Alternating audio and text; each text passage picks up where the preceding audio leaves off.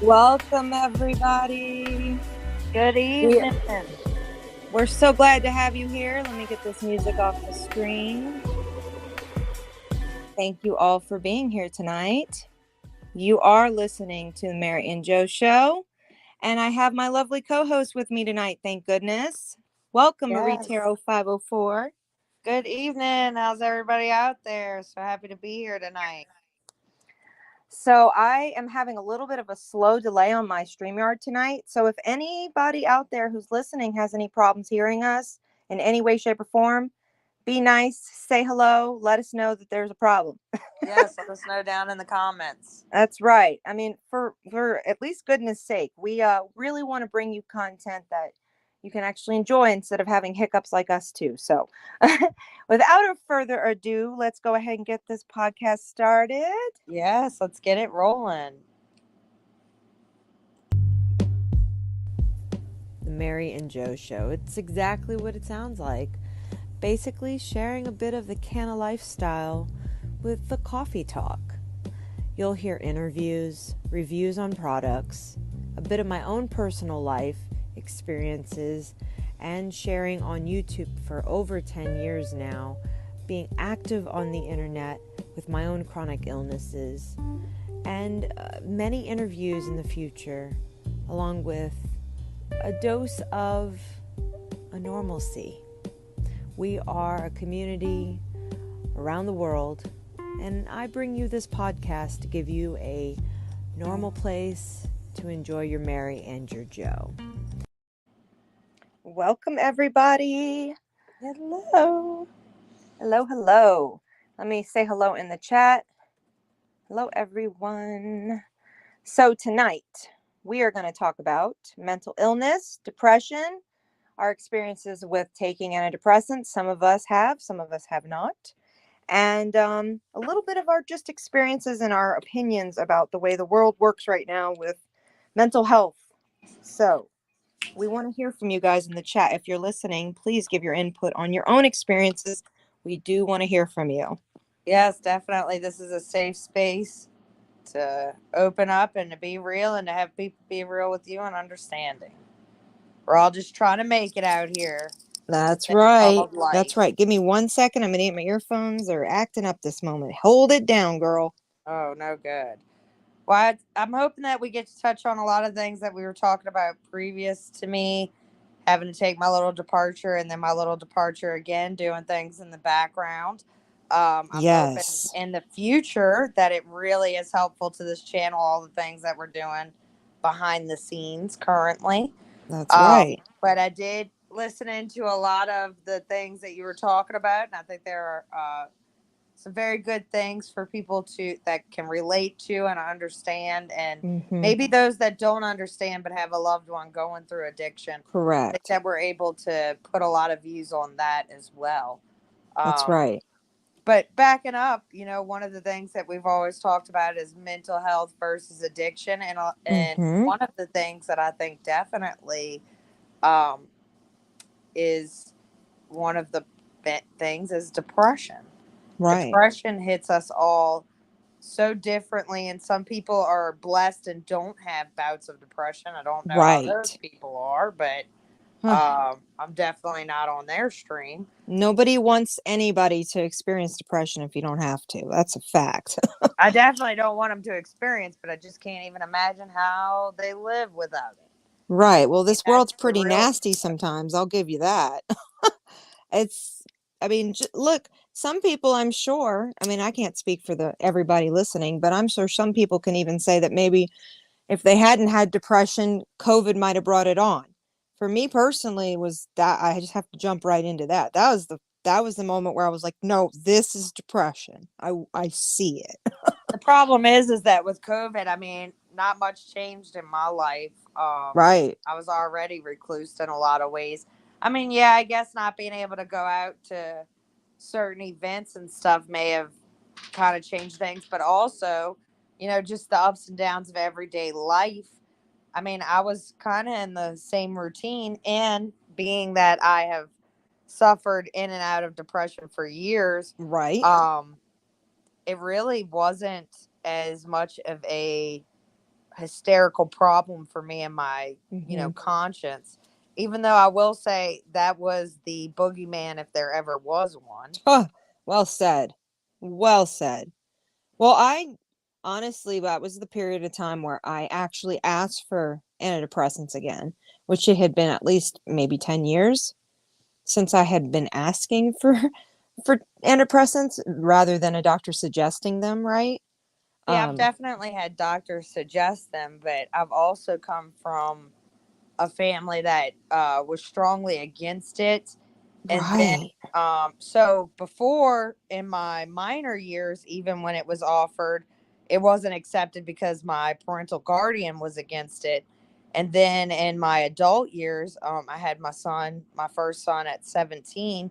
So I was more so afraid of what the chemical imbalance I was already suffering with was bad. Okay. Right. And I had already Right. had horrifying thoughts for myself, like, Mhm. where you're driving down the road and you're like, if I just take a left turn right here, right off this bridge, that'll end all of this, I didn't even and know that you have suffered with those dark. moments. That's dark Right. thoughts, but I worried about for my son. I didn't want Mhm. any chemical imbalances, even worse by medication. Right. Because you hear about all these crazy things, like the woman that drowned her babies, Well, and see, I was 5 when I was first put on antidepressants. 5. And it yeah, was because I was on a medication that was known. Well, I was being treated for my liver at that time.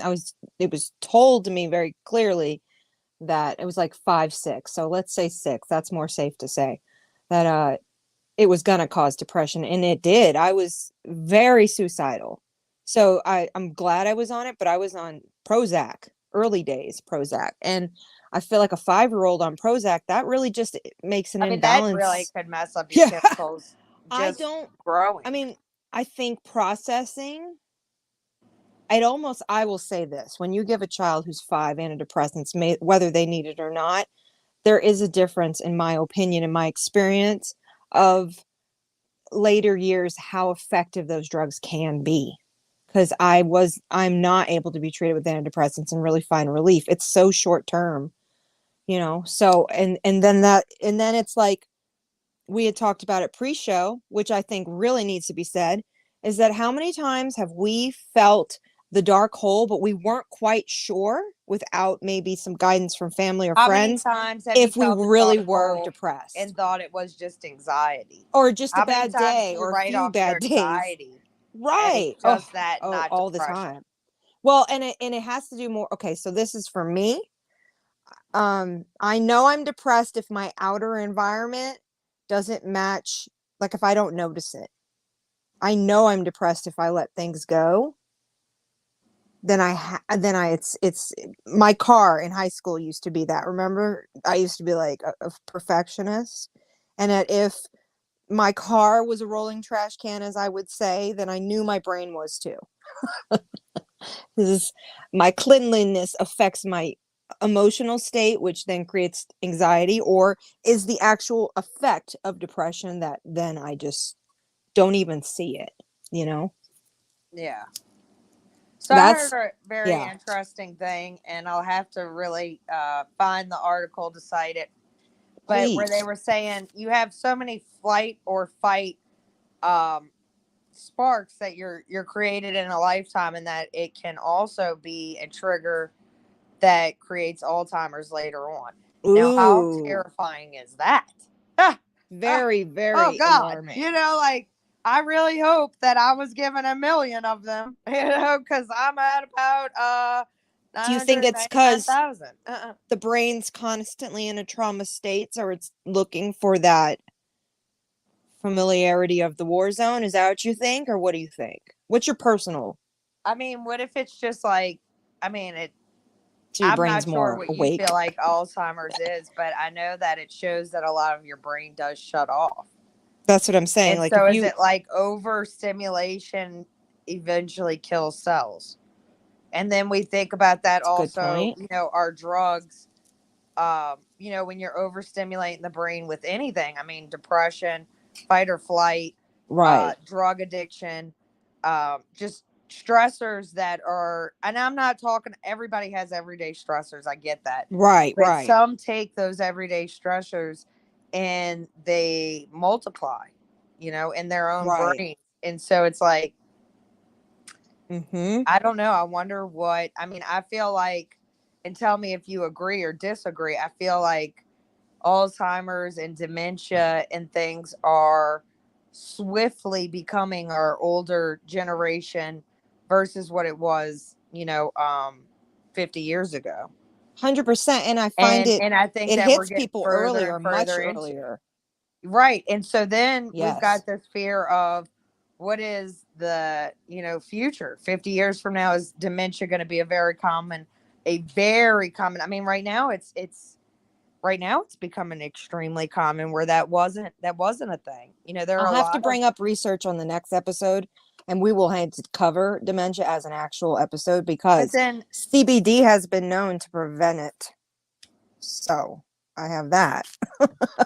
but But it's all receptors in your brain. And we were talking right, about, we had touched on, in some other discussions, the fentanyl and things like that. How many times, and right. you had brought something to me that completely just like my Yeah, mind. yeah.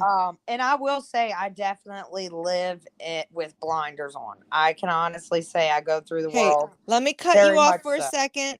All the listeners who listened to the previous episode last night know that I mentioned in Marie Tarot is that she's just not aware of some of these drugs out here. You guys, that's why we want your input in the comments. If you have a personal experience, let's educate everybody here. Because I'm just as much wanting to understand the dynamics of how people get themselves involved with this. So please go on. So I just wonder if those receptors are, going to just make the Alzheimer's, dementia problems where the deadening of the brain, the memory loss, and things of that nature are just going to be increased Right. by the millions. I mean, and we've also got the death rates. I mean, Mm-hmm. you were telling me if you touch the powdered form of fentanyl, and again, Yep. I am Shout very out naive, to the very naive, Progressive but it could kill Patriot. you just by touching it.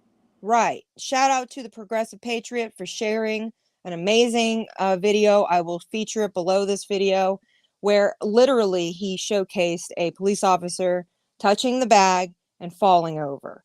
Literally, I wonder if I can pull up just that split second I because mean, it's that's intense so to me. And well. then, It's too. I cried, girl. I but do you think a lot cried. of the times the drug addiction is also the self medication for things such as anxiety, 100%. depression? Well, 100%. What do you think drinking does? What do you think Coke does? It's an upper, is it not? I don't think it's a downer. I'm pretty sure cocaine's an upper. And actually, I had a discussion with our friend Mac. Shout out to Mac. You guys will meet her very soon. She's coming on the show very, very, very soon. But she was making it really clear that, actually methamphetamine often is an upper too. It's not a downer. People aren't in there like feeling out. They're like, let's go, go, go, go, go, go, go, which I forget about that. It's not a lifestyle I understand, but so yeah, if you had some down, if you feel were like thoughts are more coherent. oh, that is 2 Key Roo shouting out. Come over here and let's hear what you have to say, sir. Yeah, I just feel like uppers in general might make you feel more coherent, or like you have a greater understanding of everything. It Right. gives you a lot of confidence. Wow. Xanax. Wow. That's Mm-hmm. interesting. So, not to take Xanax for longer than 6 weeks because it is known, and is that medically documented? 100%. I've heard That about this. it will definitely show up show the beginning stages of dementia. Yeah. I've experienced that with people very young. It's a But do sad they fact. have it Yep. continuously, or does it go away It after causes the brain damage. I can't say that 100 people, I mean, Yeah. 100% people are not Depending on the okay. usage, it can cause just issues in your mood and your life Mm-hmm. for years, maybe a year or two afterwards. No, but it's saying it can. And It's the onset of so dementia. that goes to show that if you use it for too long, it So that's can the cause long-term- deadening of the brain, is it not? Correct. They're able to tell dementia off of your brain scans because some of the parts of the brain don't light up anymore. So that's clearly nerve endings dying, right? Correct. I'm going to feature this part, which is just They're- incredible. or not being used Let me bring this for back up. exercise, possibly. Lucky Mike, I appreciate you being here tonight. Thank you so much for being here. Everybody, please give this chat a thumbs up. We are really glad to have your input tonight. I want you guys to go subscribe to the Progressive Patriot. He's an incredible individual. I can't say that enough. He showcased his actual addiction episode the other night. And this is what I cried, guys. I cried. You're probably going to cry too. It's just too hard to believe that this is really real. Like, I have some major points we're going to make on this. Okay. I may have to move. Yeah, I'm going to play it. It's just so good. I can't not play it. I hope he appreciates me playing this. Sit with him, let him take him to the hospital, and then if we have a coupon, we'll come and give it to him. Sure. Or if we're Okay, so what he's referencing right there is that their police officers are going to give the guy a way to get out of the whatever, Okay, hold on. Let's do this. Let me start it where it needs to be started because I'm going to fuck this up otherwise. So this guy's a rookie. He's brand new. He's being trained how to do this shit. And can you guys see it okay? I hope so. I can't really tell. It's so tiny on my end. Okay, good. All right, now, this guy here is a rookie. He's got his instructor who's recording. The instructors are recording. And, of course, this fantastic YouTuber down here in the center, Progressive Patriot, is going to help explain it a bit. But you guys, please just keep your eyes on the screen and this unfortunate person who completely overdoses instantly, falls over. Are you ready, everybody? Yeah. I can't handle that this is Trigger real. warning. Trigger warning.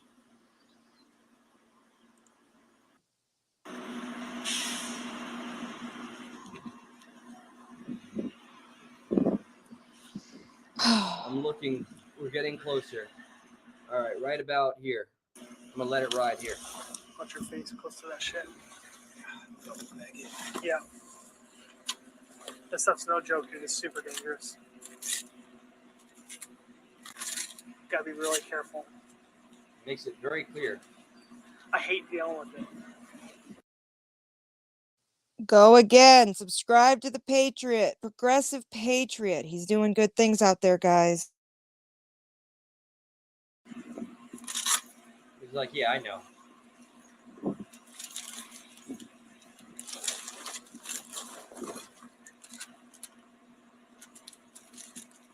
He's about to touch it. It's about to touch it. It's instant, guys. Keep your eyes on him. I get anxious knowing what's about to happen here. Oh, there it is. There's the moment. Paul 6, start me 1141 for my partner. You all right, dude? MsChronicles, that's a rookie right there, and that's the instructor, his commander. Paul 6, Damn, code cover. sir. Hey, dude. Wake up. Hey, buddy. Yes, Narcan. code cover. Code cover for 91 Paul 6, you tell me. Paul 6, I need 1141. Code 3. Listen to him. Listen to this officer Breathe, trying to buddy. breathe. Oh my God, this kills me. Breathe, breathe, Oh my God. breathe. Breathe, breathe, breathe. Okay. Ain't It's all no right, bulletproof buddy. vest for this shit, You're okay. man. Breathe, breathe, breathe. Look breathe. at him. It's okay. I got you. Breathe, breathe. 91 6 Premier and 435 It's okay. Breathe. It's okay. Breathe. It's okay. Give me the air. I was able to see the interview, and this man describes how terrified he was and convinced he was going to die. So when I hear him making these noises, I'm reminded of that interview where he breaks up, like cries, and expresses his gratitude for being saved. Narcan. I've already administered 2. 10-4 administration Narcan. It's okay. Just keep breathing. Focus, buddy. Focus. Focus. Got it. You're out. Just focus. We're in the back parking lot of the mortuary. In the back parking lot of the mortuary. It's okay. I got you. You're going to be all right. 10-4. There you go. I'm about a minute out. Focus on breathing, buddy. 5 a minute You're out. okay. You're okay. Bye-bye. You okay? Talk to me. God, this kills me. Oh my No. God, this Be kills sorry. me. You're okay. Don't be sorry. There's nothing to be sorry about. You I got hear you, him okay? I'm not gonna let apologizing, you die. guys? Okay. Oh Oh Yeah, he my, knew. At that moment, he knew he had fucked up. oh my God. yeah, I mean that's a soul-breaking moment. Do you guys understand? He fell over. He just touched it. He fell over. What was that? That was Coke. You only need a little bit of Coke to go up your nose, right? Yeah, he wasn't high either. He Holy died. Fuck. But Yes, I thought he it was did, fentanyl. sir. It's not cocaine. That is fentanyl, but it's in the cocaine. That's what that was. He was testing it. He was opening it. People play Oh around God. with that. Oh my God. They play around with Coke, and the next thing you know, This is what I've been saying. Just So what ever just since happened this then. incredible YouTuber put this out, I've had this that intentional. Narcan administration was. I encourage you guys to go listen to the rest of this video. There is no reason for me to play the rest because you guys can go see it yourself. It's so fantastic. He made such a good presentation of this. But let me just make a point and just really hear me out, listeners. So if you have a person who's already addicted to, I don't care what the substance is, Coke, whatever it is, and you already have that addiction, you're going to supply the addiction. And let's just put it real. Yes, there may be addicts out there who are literally searching for this drug, or there may be addicts out there who are not. And that's the problem here, is that the addiction's going to, I said this last night, I'll say it Or again. the honesty Hold between the on, let individuals. me finish. Being Let honest. me finish. Hold on, let me finish. The problem is that fentanyl is the kindling to the the addiction is the kindling to the fentanyl that is the log on the flame. This is big problem, guys, because addiction's not going to just get solved overnight. And now this whole new drug is a whole new, like I said to you, Marie Tarot, a whole new cookie. Epidemic. A whole new, yep. So So it's a. okay, can I tell a story? Okay, go. Remember I mentioned earlier this morning about my town? I should say the story, should I not? Yeah, go ahead. There's a local person who owns a flower shop in my town, and he had to post on his community page that he was not open for a few hours at one point because they had to call the police because he had to have 2 bodies removed that had overdosed in the front seat of their car and were cooking verbatim in the sun while they were waiting for, I guess, to be found. And when this individual who owned this business walked out and realized they had already expired, he called the police. And it was, of course, business as usual after that. And then when I spoke to him privately, he explained, that this is just a constant problem everywhere. But we're on I-70, and I-70 is a huge corridor for drugs. And the Progressive Patriot mentioned this, and it's true. We have a problem in our area ongoing because it's a trafficking Well, area. I know that you had said something that just totally shook my brain. Yeah. And again, I'm sure that it's everywhere and it's happening everywhere, and it's definitely become, I guess I put on the blinders because I didn't want to see what was going on in my own reality as a child. And Got it. so it's carried over into the adult life. I just didn't want to see it. I didn't want to be a part of it. Didn't want to see it. But the way that you were explaining to me how like these middle schoolers are already addicted to math as far 100%. back as your generation. Yes. And I'm thinking and really looking and observing this whole situation. And then a person that you had told me that was also a drug addict that we both knew that we were familiar with.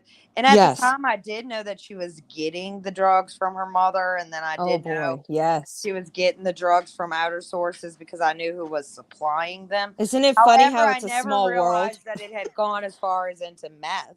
Right. You know, I thought it was a pill addiction. And I really didn't even believe it was an addiction.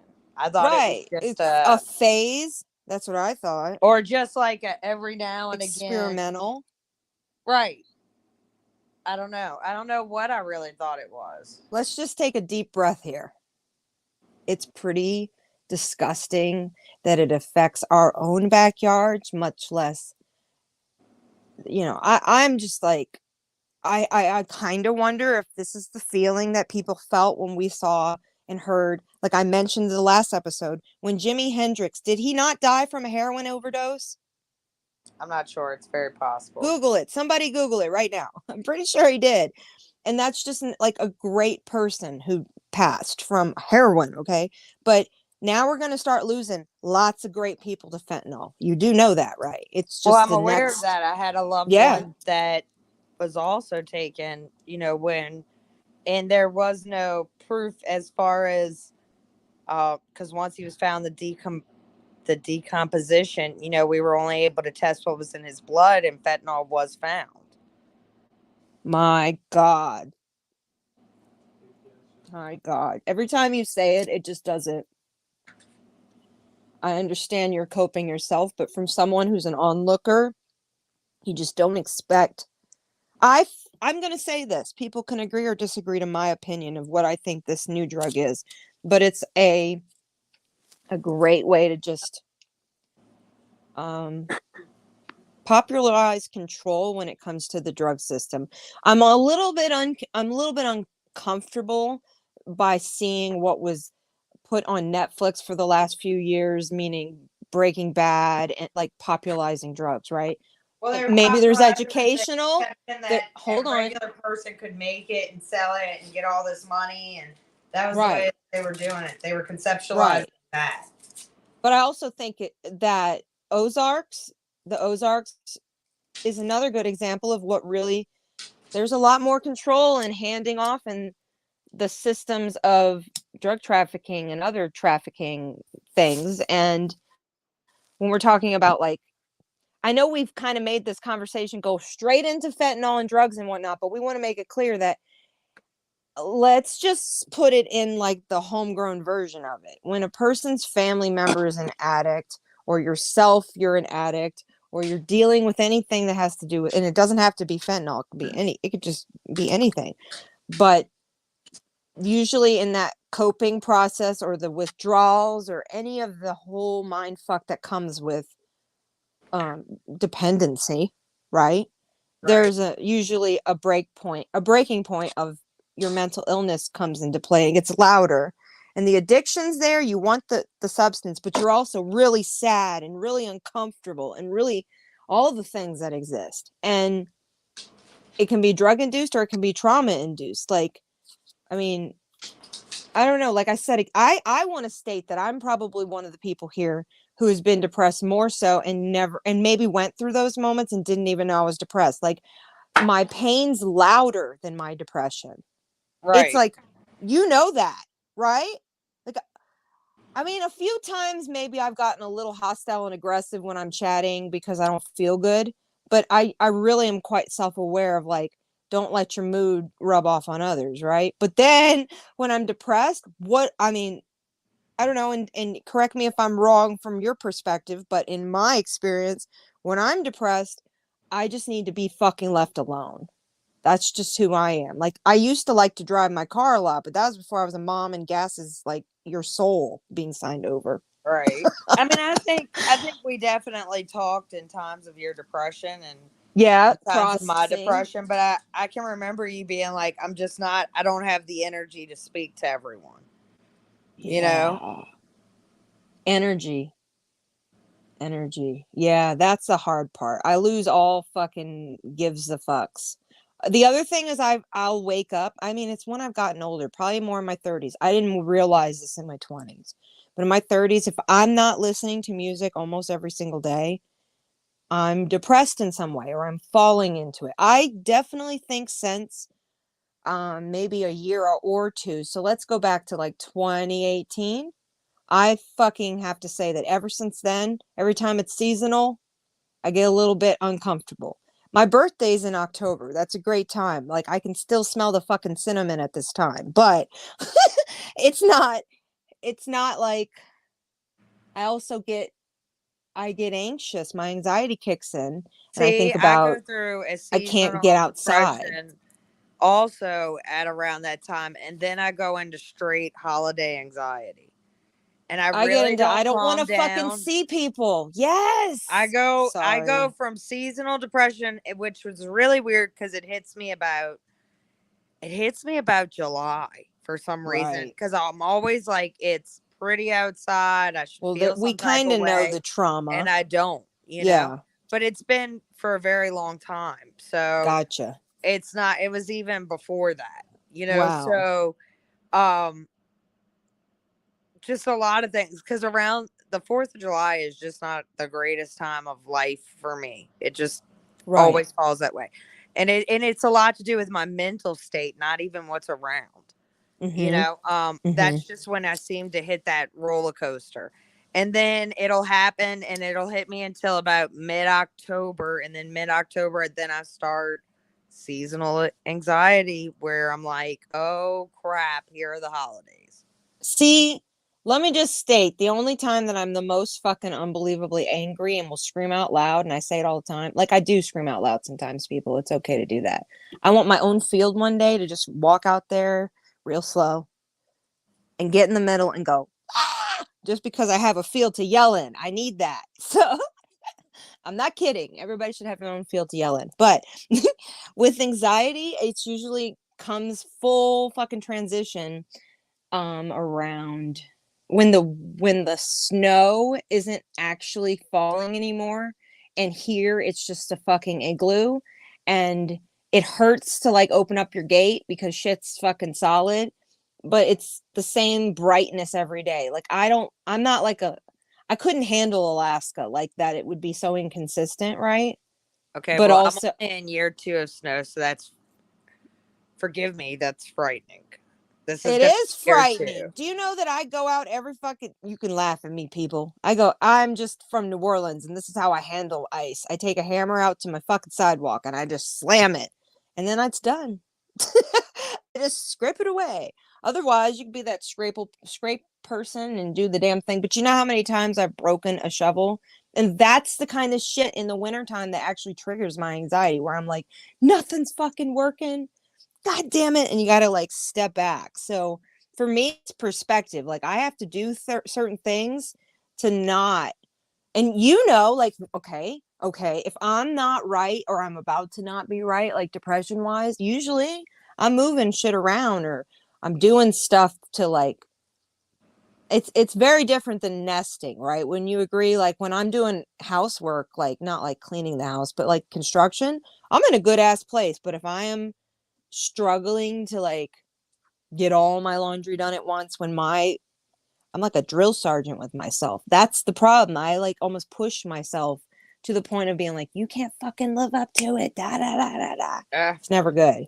It's never good. I'm definitely a drill sergeant with myself, but I have to get it done. And so then it turns into a weekend, an entire 3-day process of scrubbing, and nothing's ever scrubbed enough. And I'm like down there with a toothbrush. Like it's crazy. Do you write a list when you want to get shit done, or how do you make yourself accountable for that motherfucker shit? I mean, sometimes I write lists, but sometimes the lists get out of hand because then I make extreme lists. Then I'm like, I make lists that I could like fucking make wallpaper out of, man. It's too much. I make too many lists.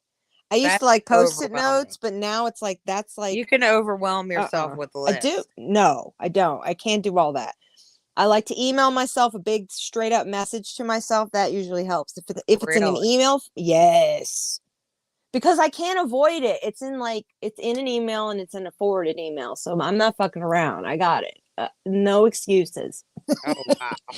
I Yeah, don't man. email myself. I can't say I go that far, but I wish I could bring it up, but for fucking transparency reasons, I shouldn't do that. But I'm looking at right now 1,700 emails from my oh, geez. business email, and then I have 43,000, no exaggeration, 43,000 on my others, which is just, they're actually important shit on there. I'm constantly having to go through. That's a nightmare. Yeah, it is a You damn email nightmare. yourself It takes, lists? I do. What? You're a nut I job. do.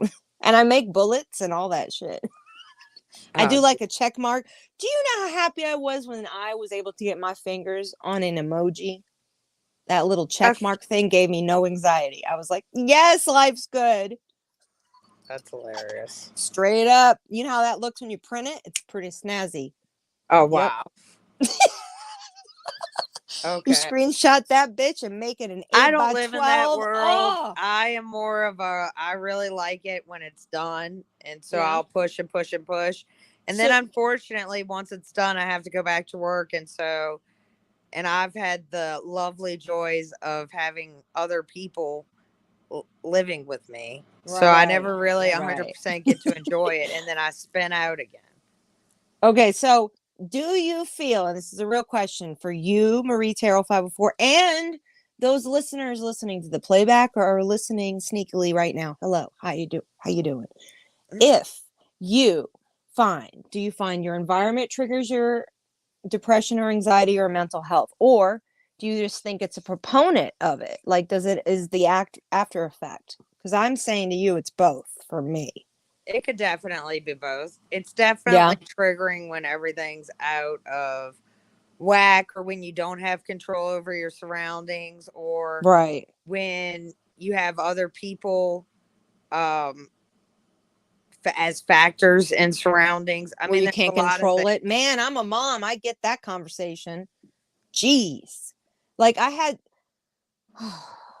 when you're a first time mom, sometimes you don't even understand like color coordinated shit isn't something you're gonna achieve as a parent. It's just not gonna happen. Not gonna look pretty, okay? And colorful things are actually really, really healthy for your children's eyes. So and for development. So I in no way tried to stop that. But it's like when you're like I was just talking to Lona Morrison the other day about this, and I think she might have brought it up in our live we had. That it's at times you just can't juggle that life as a mom to have like all the perfection you want. And so your own mental health as a parent, you have to step back and be like, all right, what is, like I said on previous episodes, what is the prioritize of stressors? What in the fuck can you control in front of you? I mean, even how you feel. Like, do you feel comfortable at all sharing maybe your experiences with battling cancer? I mean, that had to be depressing and scary and all the things that go through. It was definitely it was a real testament to faith. Right. It was a real test because both of my experiences with cancer luckily were not long bouts. I did go into remission, and one of my cancers was melanoma skin cancer, so it was actually cut, and I did go through other treatments, but I stopped treatment after a certain number of, it was just an executive decision by myself. But I believe that I am cancer free. You know, it's very possible that the melanoma is still present, but at the same time, you know, it's not slowing me down at this point. And I've always had children, and one of my children, I have one great co-parenting situation with my younger son. Him and his father and I are able to get away or together and decide what's best for him, and any alternatives and adjustments that we need to make, we always make them together. And I'm very fortunate for that. However, with my older son, it has always been my responsibility. And so both times with cancer, my biggest fear was what was going to happen to my children, both of my children. Because even though I do have a great co-parenting situation, I'm still his mama, you know, and he's still a child. And there's certain times in life when you really do need your parents. And especially, I would think, in the adolescent years, you know, it's very important. And so I didn't want situations like that to happen. However, I always have a lot of being a Taurus, the bull, brute determination and stubbornness. And I am learning that with my elders, I get it Right. naturally. Mm-hmm. Right. I really don't like the thought of thinking of me as an older person dealing with anything. Because my God, my poor children. My poor children as I want to leave the hospital. It's Um, scary to me to think of dementia. I hate to bring it back up, but you just bring that up is such a damn good point, because to imagine you don't know who your kids are, that's just so hard. You remember my I own grandma actually didn't have actually I actually completely, have a she was losing her situation. mind at the end. I have a situation where a coworker of mine, and I'm not going to share any names or anything, and I really don't think that they would have a problem with this, but she was Right. just and she's a maybe late 50s, so her parents are older, and her stepfather, who has been her stepfather since her adolescent years, is now showing signs of dementia, and she called to check on him, and he didn't remember who she was. He couldn't remember her name Wow. at the time. Now he did remember her mom and knew that, she was her mom's child. He could put it Oh, together in that sense, but he just really couldn't remember. And he told her, I mean, he felt bad. She could tell that, he said, "Your voice does sound familiar, and I'm sorry, I just can't place you." And gosh. that's heartbreaking. And I spoke to my grandmother shortly after that. And, I had told her about that situation and how it just broke me because I couldn't imagine her at some point not being able to remember me. I don't know how I would Right. be able to handle that, especially because she is a mother figure for me in a lot of ways. Right. Um, and she told me, in all honesty, she prays that she would pass way before that because it would break her more than it would break me if she couldn't remember me. And Yeah. that really hits. That's not something you ever want your family to go through, but also yourself, because these people have so much impact, because just as much as I feel that mother figure, she feels that Mm-hmm. daughter figure, and she Mm-hmm. can't imagine not being able to put that together. And it's absolutely heartbreaking. But again, my grandmother is one that was never into substance abuse. She did have a lot of fight or flight in her life, though. She Right. was, I mean, just a brief situation, but really put yourself in the 50s and 60s, and here you are, a young mother with 3 children, and you're a single mother, and they don't offer you a lot of work. And then when they find out that you're a divorced single mother, they're not going to offer you anything at all. I mean, she can remember lying and saying that she was married just Oh to my get a job, gosh. because That's they the knew she truth, had though. children. And a lot of times, she would have to deal with a lot of harassment of, well, your husband can take care of this. And so when she met Yep. my grandfather, and she had these 3 babies and things, even though he had a lot of mental issues, she looked at the other factors, and her children did have to suffer for that, and she also did have to suffer for that. But all of those different things, if we're really looking at it, they are the triggers of on-site dementia and Alzheimer's that they're showing is medically proven. But then we look Wow. at the substances of how much is that speeding it up, Exactly. and that's I the feel like terrifying thought. I feel like the trauma that, a brain can go through with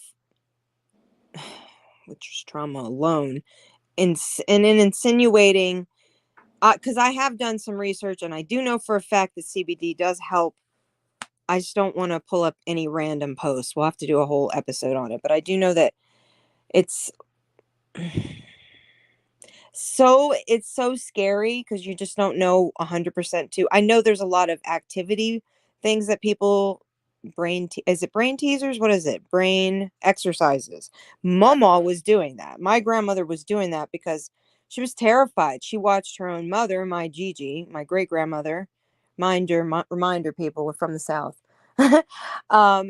Gigi was extremely far gone by the time she was like 70, and to the point that she would like throw things at people that came into her house because she thought she was being assaulted or something, like somebody was going to come. So yeah, I saw it. And then Papa, I mean, I've never really talked probably too much about this with you. I don't know if you remember it, let me know.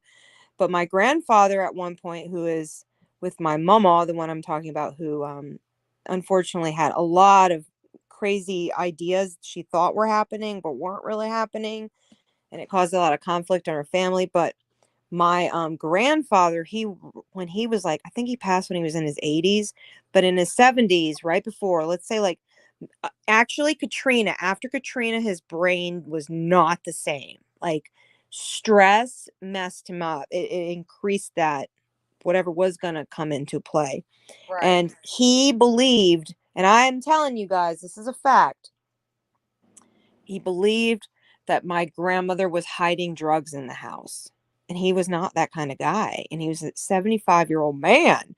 And he was really scared. And he was like, he told my grandmother, he was just out of his mind. We had to have the whole family do an intervention and realizing it was all mental health. We didn't think it was drugs. We were just like, we need to get him help because he's got dementia, early dementia.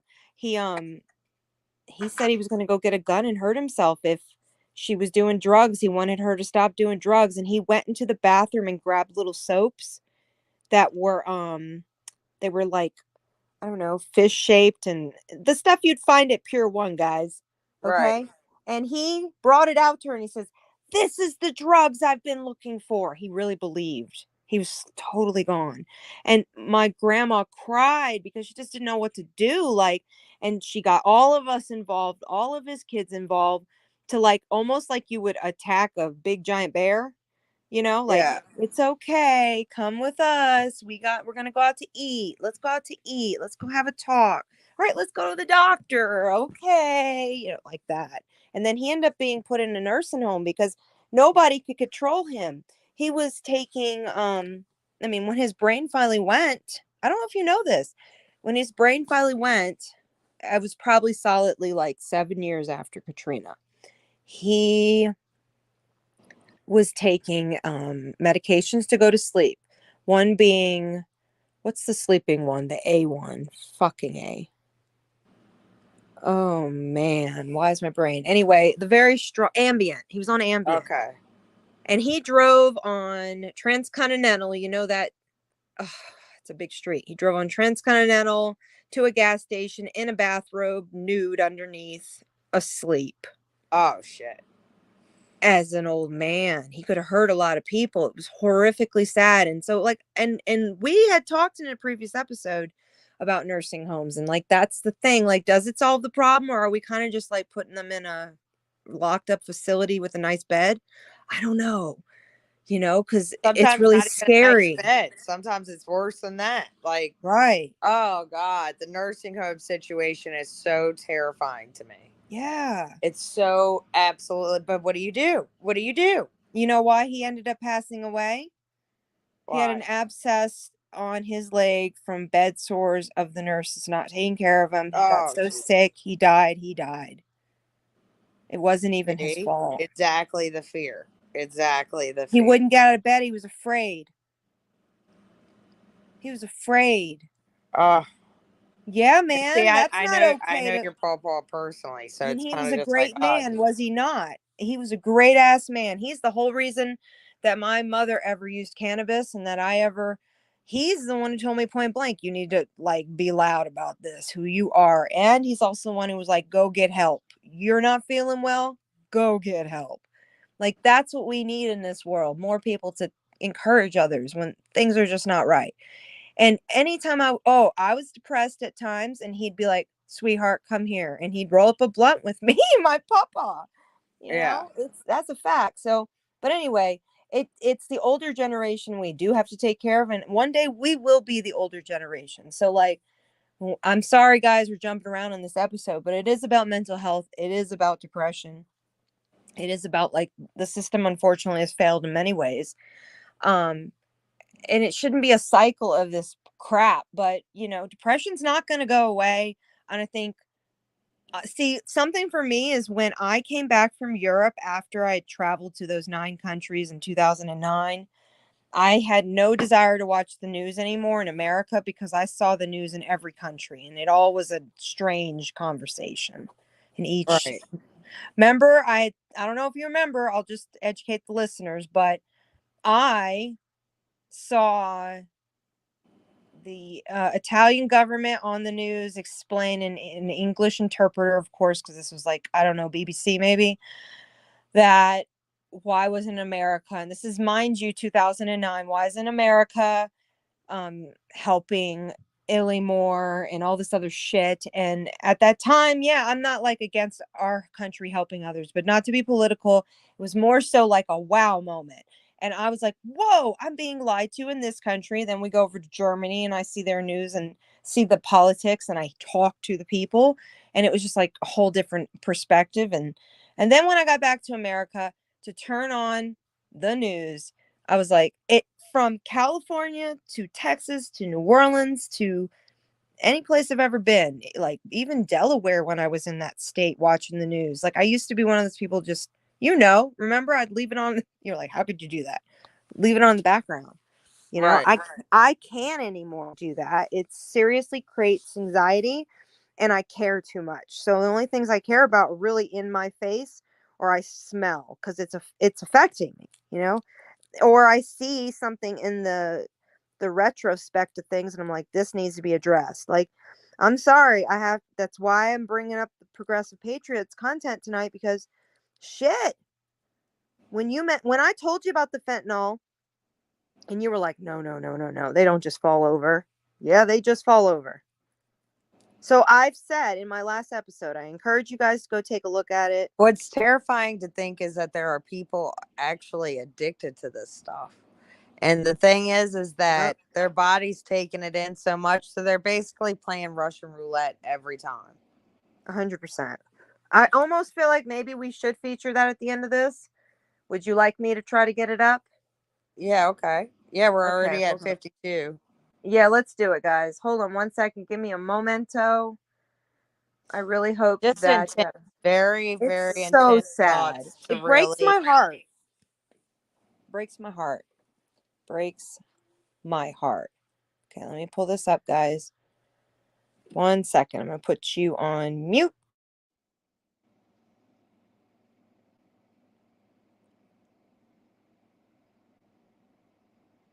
Am I on mute or are you on mute? No, I'm on mute. Sorry. I'm trying to, I'm tick-tocking, click-clocking with my keyboard over here. That sounds like a damn 50s song. Click-clocking. Tick-tocking. I mean, but you got to think, I would definitely say I could see where depression was definitely an imbalance in generations before myself and my family. Mm-hmm. And so depression is definitely a chemical imbalance. 100%. And that's what I'm saying. It could be trauma, or it could be hereditary, or it can be environmentally influenced. Right. It's the chemicals your brain is letting off, the receptors that are triggered. That's right. Give me 1 second. I'm pulling it up. But is it genetically triggering, or is it induced? Oh, I believe that. Or is it sets a disposition that, like, if you don't have a balance in your circumstances, then yeah, maybe you will end up being. Does it happen in the womb, or is it just genetically passed? Could happen in the womb. I've had a lot of conversations with people about that think that they've been set up to be screwed in that effect. Hold on. Why is this not in front of me? Bear with me. I'm getting it. I found her. Okay, great. Give me a moment. We're only going to watch it to where she kind of gives her summary at the end, because it's just terrifyingly sad. All right, hold on. Where is this at? Man, it kills me. Okay, so her name is Renee. So intense. It is so devastating. Now, I'm not playing this whole video. You guys need to go play this fucking video. Let me see if it's, I'm going to I'm And gonna. this is another shout out to Soft White Underbelly. Man, you guys are doing incredible good work. You and your team. Mark, thank you. Hold on one second. I'm going to bring this up. I look forward to his interviews. They're just well done. Okay, I'm going to try to make sure. I might have to skip around, so just if it sounds a little silly, well, we're getting there. Hang on. Okay. From Albertsons for $90,000.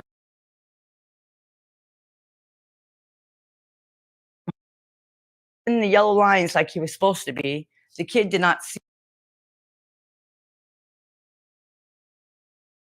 Go trucking, probably. I really like trucking a lot. I know how to drive a semi. Christmas trees, All right, let me set this up properly. Hold on. I know what we need to do.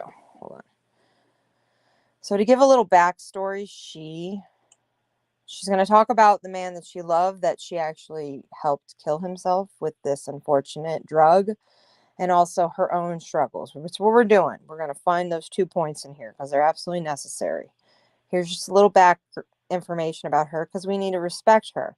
She's a victim to this damn drug, along with the heroin that she was addicted to before. Here we go. Yeah, I promise it won't bother me. It won't bother me. Oh my God. Okay. Once a heroin addict, most likely always a heroin addict if it comes around you. Okay. Well, he knew I had dope on me, and I tried my best to go in the back to do my stuff. But once he saw it, he asked me for a little bit, and I was like, "Oh my God, how can I tell this guy no?"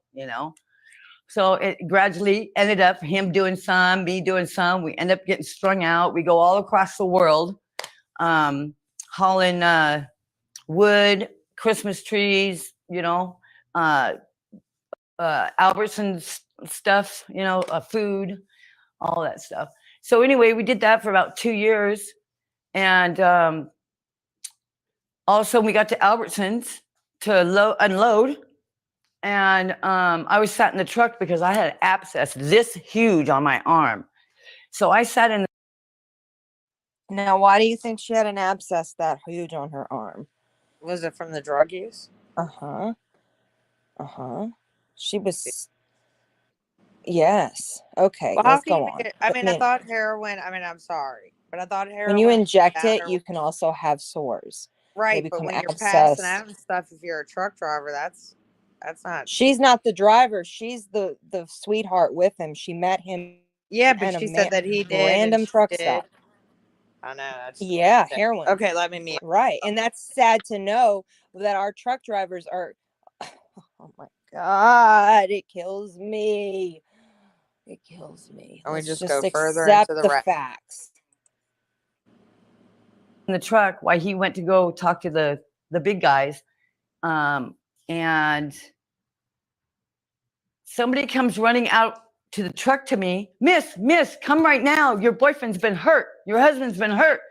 And I jump all the way from the passenger seat all the way to the ground off the truck. And I'm like, oh my God, I just know this abscess is going to pop on me. But I had to be professional, so I just went in there.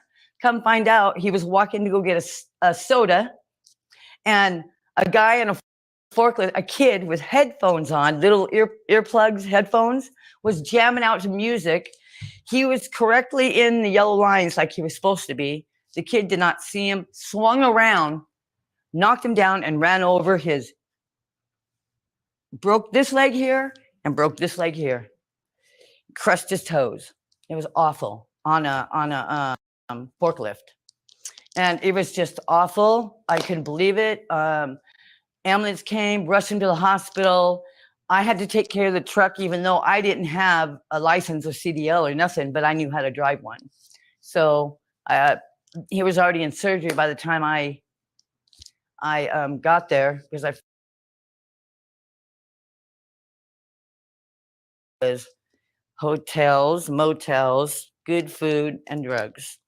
He bought a Harley, and he got we just did the best we could. And he got a settlement. He slowly dwindled away. Went to the doctors because he had an infection in his lungs.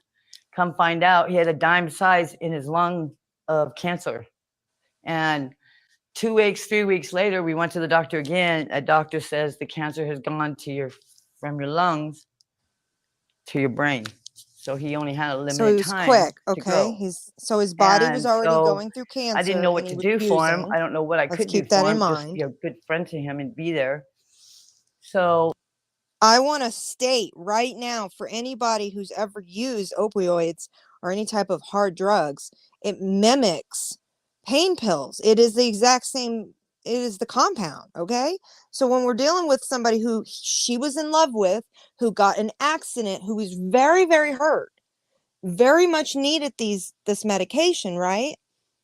When he was using it. And then when he was using it before, okay, continuing to use heroin, I'm sure the fentanyl was great by that point because he was out of pain, right? You wouldn't even know you had that much. You wouldn't know. You're And in her self-medicating mind, in because he did that, right. what's so much difference with the fentanyl? It's okay. So let's get there. Hold on. Let me bring you. So you got to watch the whole episode, but let's get to the hardcore stuff. I want to get to where she just had to deal with like her own addiction. And we're not watching this whole thing. We're just getting to the main points. I've been on it for about 2.5 years. My prior drug was heroin, and I did that for almost 40 years. How do they compare? I wouldn't touch heroin again in my life. Don't even. 40 years.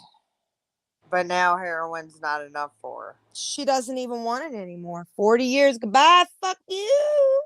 Let's do this shit. Listen to this. It's terrifyingly sad. I even have no desire for it at all. Not even to pick up a needle, nothing. I'd rather smoke the fentanyl.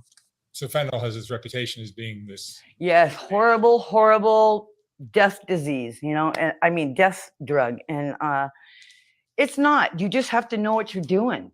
You don't take gigantic hits of fentanyl if you've never done it before. You don't take gigantic hits of fentanyl if you have a Klonopin in you or God, what's the other one? God, any kind of strong painkiller. You don't. Now that I agree with her with. That I think she makes a damn good point. That's why you shouldn't see it mixed with other fucking drugs. That's a great point. She's intelligent there. Straight up. Do you agree? I don't know. Because that's what's killing it. It's the combination. No, but it's I think she also makes a good point. fentanyl itself, right? Let's take it in. We're going to do more research on it, but I also believe that I don't think it's an exactly cheap drug, is it? Correct me if I'm wrong. I don't think it is. I think they cut it with things to make it stronger. That they're getting it with is done because it's a cheaper drug. Like the fentanyl that they're getting shipped in from different places that they're breaking the drug down with, it's for cost. I wish I could feature another video. I can't because also other people have been getting striked. But there's a video that I really wish we'll have to talk about in another episode. But I'll send you some information and I'll link it below as a sneak peek. You guys can check it out yourself and you'll see what I'm talking about. But 2CB is the drug. Have you ever heard of it? No. 2CB. It's a pink cocaine that's made with a whole bunch of fucking drugs, with ketamine, all kinds of ecstasy, all kinds of drugs. And then they put food coloring in it. And then they pack it into a nice little cracked up bag like you would do coke. And it's trendy. And it's becoming the biggest drug out there. And they're cutting it with fentanyl. And when the interview is done, you can see it yourself, guys. Advice says straight up, they say, when they ask the people, like, do you add fentanyl every time? They're like, it depends on what the chef wants. I mean, no, the buyer wants. Oh, wow.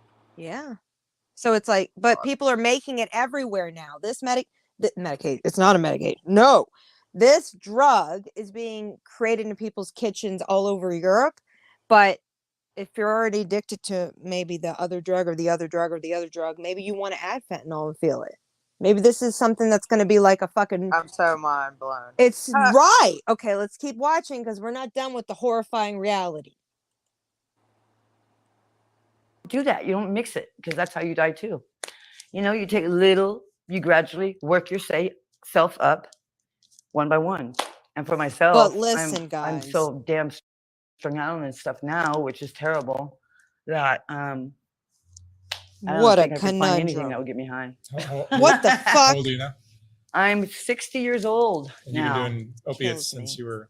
I've been doing opiates since 33. That's not So- not when you were okay, 18 guys. and you were Oh well, met the trucker. yes. Ugh. You weren't Yes. using. You were. a little bit. Yeah, you said you were. Yeah, that's how it started. And then my sister with cocaine, I saw her do it, and when I was like 16, and I wanted to So try some of sad. that, and then I knew what the needle was on cocaine, and all I did was run. I just ran when it got me high. Terrible. How'd you get into this crazy lifestyle? Drugs and. I think it was just me wanting to do whatever the hell I wanted to do. What was your childhood like? My childhood was very good. My mother and father were married. They were married for 40 years. My dad was So there's another example of a perfectly good freaking person who even used heroin. Coming from a normal, Yeah, good but she old didn't fashioned start until family. she was 33 as well. And something happened. if you go, I'm not gonna play it, but it's about her children and her lifestyle and the people she was with before. She had a previous mate, I think, also who passed away. And in her analogy, she looked at everything as like, maybe I'll meet somebody one day, or maybe I'll never meet anybody. But she's still in the cycle of codependency with her drug use. And that is so sad. And when you're dealing with grief, we all personally have had it in this little circle right here, right? Grief isn't something that exists the same way for everyone. And if you already have a drug problem, boy, don't you think that heightens it? I can't even imagine. Very intense. We're going to go through this and just not the whole thing. Let me see. a retired major in the Army, and Okay, no, not that. We want to go fentanyl and cigarettes. Oh my God, I'm coughing up, in the morning, getting all that crap out. But I mean, like rationalize some days I walk really fast, get my heart rate going where it's not just sitting around, laying around all the time at a regular heartbeat, Try to get it going again, take some vitamins. Like that's try not to going to do a solve little this bit better for problem. my life, Oh my God. What would you say, so sad, Renee, is the most important lesson you've learned in your life? Was a person to be responsible, to have your own place, treat people with respect, that's and nice. ask, don't steal. Well, that's right. That's right. And always think before you do something, because there's nothing I can do about my life now is besides tell it, because I can't. Please go check out this interview, guys. I'm going to put it down below. I have so much respect for her being as honest as she has, but it is absolutely unbelievably unfortunate that this is fucking real. I just can't with sadness of what I see. Man, But pain is pain. It's very easy to slip into addiction to escape things like depression. Right. One wrong turn. And this is what I'm saying. What if somebody just experiments and you're really young and you're in, like, actually, have you ever thought of maybe the Kylie Rodney case that maybe she did potentially get her hands on this stuff, unfortunately, and could it have been that simple? I mean, it's possible, but don't you think that since it was a party, it would have been multiple people that were playing that game, or she was set up? I guess stay tuned for our next episode, guys. Dun dun dun. No, yeah. I think there's a lot to be said with that. If we're gonna go that route, we have to look at it all. We will. We appreciate you guys listening tonight. This is only the first of many that we'll talk about depression. I want to really encourage you guys to go listen to some of the people I mentioned tonight, some of their content. And also, please do what you can to protect your children and your family and be a witness to others who may be depressed if you can help them. Don't leave people in the dark. That's the one thing I can say. And if you think anybody is suffering with a drug addiction in any way, please try to offer help in that way too. That's what we're trying to do out here. At least make people aware that this is a real ass big problem. Do you have any last lovely words, my friend? It's a chemical. It's chemically and balancing. When Yep. you have become an addict, your chemical imbalance is forever changed. I agree. You know? They say that you're stunted to the age that you started using drugs. I don't know if I believe with that completely, but maybe some drugs, hell yes. Like we've already discussed on previous episodes how shrooms may have caused I explained it on the last episode too, that I have personal experience with a family member who is never going to have the same brain because of his extreme amount of use of shrooms. When he didn't use it in a medical format. He didn't try to help himself. He used it to try to cope with depression to the point he didn't want to be aware of life. And now he's forever. I don't think any. And would you say that he's really not aware of life? 100% he's in a complete la la land. It's the most, actually, that's the nicest way to put it. He's in a complete rabbit hole that doesn't stop. Intense. Definitely intense. Yes, we appreciate you guys for being here. Yes. We also appreciate all the likes and the shares. And please feel free to email me if you have a personal story you'd like to share with your experience with anything we've discussed or on previous episodes. I appreciate so much the outreach in the community. I cannot say this enough. You guys are incredible. You really are. My heart is bursting. Definitely exciting when we come up on the review episode of all the people that we want to give shout outs to. Yes. Hell yes. So also, guys, there is going to be a regular thing. I'm not going to keep telling you guys this every night, but I think we should go homage to the fact that I am a mom. I am a Canna mom. I speak for all Canna moms out there. Let's stand up and be strong and proud about, the things we can be. And my son has made an outro. He's made an outro for the show. And so this is how we're going to ask you guys to end the night. Give me a thumbs up. Give us a share. And without further ado, I thank you. I thank you, blessed Marie. And blessed be. Have a good night, everybody. Bye.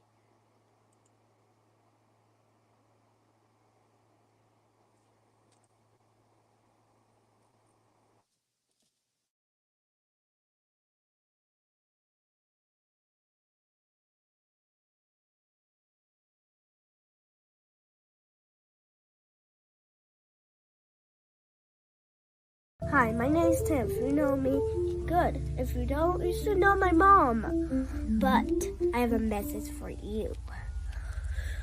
Like the button, ring the bell, hit the subscribe button, and then we can get the golden plaque.